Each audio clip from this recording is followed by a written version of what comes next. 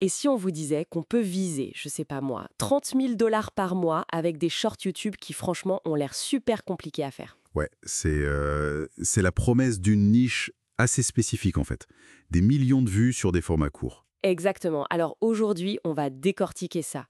On explore une méthode pour créer ces shorts de manière quasi automatique. On se base sur une vidéo de la chaîne Tech et Gains. C'est ça. Leur approche, c'est de pas juste balancer une IA au pif, mais d'utiliser une chaîne d'outils bien précis. Ça rend le truc hyper efficace, en théorie. Ok. Et ça commence par quoi? Trouver l'idée? Oui, trouver un sujet viral et écrire le script. Et pour ça, ils utilisent ChatGPT. Mais attention, pas n'importe comment. C'est-à-dire? L'astuce, c'est d'entraîner ChatGPT. Au lieu de lui demander «trouve-moi une idée», tu lui donnes des exemples concrets. Ah ouais. Hmm. Genre? Genre des scripts de vidéos qui cartonnent déjà. La source cite la chaîne GeoGlobal, par exemple. Tu peux utiliser un outil comme Tactic pour extraire les textes. Malin. Et après, tu briefes ChatGPT avec un prompt détaillé. Analyse-moi ça, regarde la structure, le ton, et génère un nouveau script dans le même esprit. D'accord, je vois. Et la vidéo source, elle parle beaucoup de cibler le public américain, non? Pour le RPM? Oui, le revenu par 1000 vues. Il est souvent plus intéressant là-bas. C'est une stratégie classique pour maximiser. Et pour la monétisation, c'est le parcours habituel, les 1000 abonnés, les millions de vues de shorts. Il y a ça, le programme partenaire YouTube, mais la vidéo mentionne aussi une sorte de raccourci. Acheter des comptes déjà monétisés via des services comme Monetize Profile. Ah! Le genre de truc un peu limite, peut-être. Disons que c'est peu la voie officielle recommandée par YouTube. Voilà. Faut être prudent avec ça. Compris. Donc, une fois qu'on a le sujet, disons 5 faits dingues sur les États américains, ChatGPT écrit tout. Il génère l'effet, ouais. Comme l'Arizona qui n'a pas d'heure d'été, des trucs sur l'Alaska, Hawaï, puis il met ça en forme de script pour un short. Et c'est prêt à l'emploi. Alors non, justement, la source insiste là-dessus. Faut absolument relire et retoucher. Enlever les émojis s'il y en a, corriger les phrases un peu bancales, c'est pas magique à 100%. Logique. Bon, on a le script. Étape 2, la voix. C'est ça. La voix off. L'outil star pour ça, c'est Eleven Labs. Il est assez réputé pour ses voix IA réalistes. Et ça coûte cher? Apparemment, pour des formats très courts comme les shorts, la version gratuite peut suffire, donc c'est plutôt économique. Pratique. Et comment on fait? C'est simple, hein. Tu choisis une voix, la source recommande un accent américain, genre Mark, tu colles ton script, tu cliques sur Générer.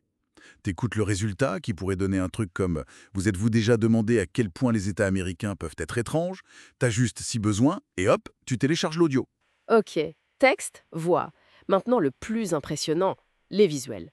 Ces cartes animées là, ça semble être une galère à faire soi-même. C'est là qu'intervient Era, l'outil un peu secret dont parle la vidéo. Era? Jamais entendu parler. C'est normal, il était sur liste d'attente apparemment. C'est une IA qui crée ces animations de cartes complexes, juste avec un prompt texte. Plus besoin de galérer sur After Effects pendant des heures. Attends, sérieusement? Juste avec du texte? C'est ce que dit la source, ouais. Tu choisis le modèle, genre animation de carte 2D, tu règles le format, 9.16 pour les shorts. Et après? Et après, tu lui décris ce que tu veux en lien avec ton script. Montre la carte des USA, puis zoom sur l'Arizona. Ensuite, Oui. après l'Arizona, dézoome un peu et zoom sur l'Alaska. Tu enchaînes comme ça. Et Ra génère les animations. C'est poilant si ça marche vraiment comme ça. Carrément. C'est surtout le gain de temps qui est fou par rapport à une création manuelle. Donc on a tous les morceaux, dernière étape, on assemble tout ça. Exactement. Montage final avec CapCut. La vidéo le recommande parce qu'il est simple et rapide. Tu importes ta voix off, tes visuels des rats. Et on fait quoi dedans? D'abord, tu nettoies un peu l'audio. Tu coupes les micro-silences pour que ça soit bien dynamique. Ensuite, le plus important, tu synchronises les images avec ce qui est dit dans la voix off. Et pour que ça fasse pro, il y a des astuces? Oui, les sous-titres. CapCut a une fonction autogène, peut-être pro, mais utilisable en gratuit d'après la source. Tu peux les animer un peu et surtout, arrête le son. Ah oui. Ajouter des petits effets sonores, des whoosh quand ça zoome, la vidéo source donnerait même un lien pour en trouver. Et une musique de fond discrète, libre de droit, genre Pixabay. Bien baisser le volume pour pas gêner la voix. Et on exporte. En 1080p, M4, 60 images par seconde et c'est prêt. Et le résultat final, c'est une vidéo qui a l'air super pro, faite en moins de 20 minutes, d'après Tech & Gains. Quand on pense au coût d'un freelance pour faire ça. C'est ça, c'est assez fou. Pour résumer, ChatGPT pour le script, Eleven Labs pour la voix, Ira pour les cartes animées, CapCut pour assembler. Ce qui est dingue, c'est de voir comment ces IA, mises bout à bout, elles réduisent énormément la barrière à l'entrée, quoi. Technique et financière. Ça ouvre des possibilités de produire vite dans des niches qui semblent lucratives. Mais la vidéo se termine sur une mise en garde, c'est ça? Oui, un point important. Ils disent attention, cette niche spécifique, avec ce type de contenu facile à automatiser, ça pourrait ne pas durer éternellement. Le conseil, c'est profitez-en tant que vous le pouvez. Hmm, ça suggère une possible saturation ou que les plateformes vont s'adapter. Probablement, faut rester lucide. Et ça nous laisse avec une question peut-être.